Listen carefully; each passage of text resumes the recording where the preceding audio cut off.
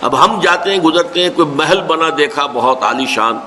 تو ایک دفعہ تو ہمارے اعصاب کے اندر جو ہے نا تھر تھراہٹ پیدا ہو جاتی ہے نا، یہ کتنے خوش نصیب لوگ ہیں، کیسے کیسی کوٹھیاں، کیسے کیسے محل ان کو نصیب ہے۔ اگر ایمان ہو تو کچھ نہیں ہوگا، کوئی اثرات آپ پر نہیں ہوگا، کیونکہ دنیا بے حقیقت ہے، اس کی کوئی حقیقت ہی نہیں۔ حضور نے فرمایا کہ اگر دنیا و ما فیہا کی وقت اللہ کی نگاہ میں ایک مچھر کے پر جتنی بھی ہوتی، اللہ کی نگاہ میں اس دنیا و ما فیہا جو کچھ اس میں ہے، یہ دولت کے انبار اور سیم و زر کے ڈھیر اور یہ محل اور یہ اسکائی اسکریپرز اور یہ سب کچھ،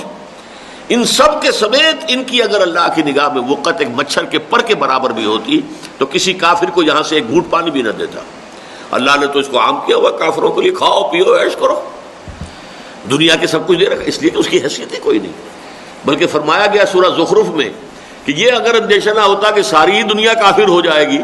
تو ہم تو ان کافروں کے لیے ایسے محل بناتے کہ ان کی چھتیں چاندی کی ہوتی، دروازے چاندی کے ہوتے، ان کے چھپر کھٹ چاندی کے ہوتے، بلکہ سونے کے ہوتے، وَزُخْرُفًا۔ لیکن یہ بھی سب کچھ ہمارے نزدیک بے حقیقت ہے، کوئی حیثیت ہی نہیں۔ یہ کیفیت اگر اب میری نہیں ہے تو پھر وہ ایمان کی حقیقت تو مجھے نصیب نہیں ہے۔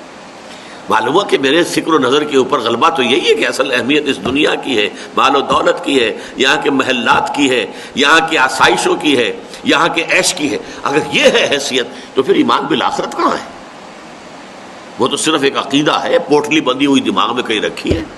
یا زبان کے اوپر کہیں لکھا ہوا ہے، ٹیپ کی طرح آپ چلا دیتے ہیں تو وہ چل پڑتا ہے، الفاظ نکل آتے ہیں۔